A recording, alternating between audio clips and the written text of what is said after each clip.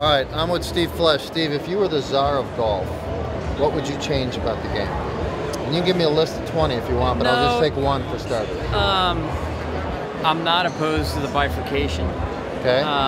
Because I think that the game tour players play isn't obviously anything like what the rest of the world plays. Right. I would make golf cheaper. Yeah. I think it's exorbitantly expensive now for.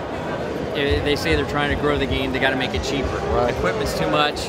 Even a box of balls costs too much, and it costs way too much to play a round of golf, and it takes too long. So besides pace of play and the expense of golf, which I think is really hurting us, we need to turn that around to get people to come play.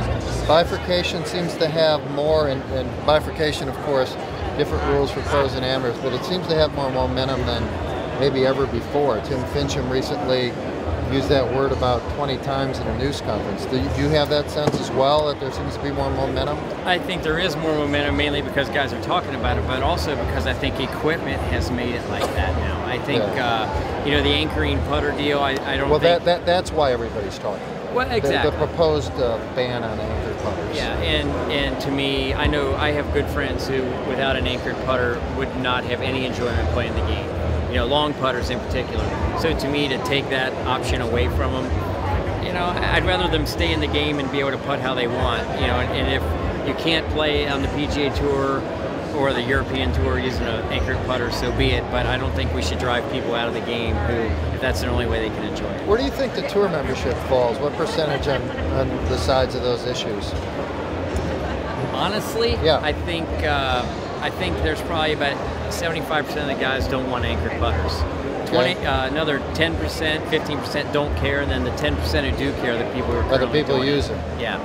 But I don't think anybody would stand up and say I'm against it. But I think more guys are against it than would let on. And the reason is because if you use it, it perhaps takes the nerves out of it. Is that the 3 of my 4 victories on tour were with a belly putter.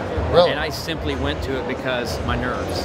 Really? I couldn't handle it. And what's the main thing you know about golf now than when you were a rookie on tour that you would impart to a kid coming out of Q school?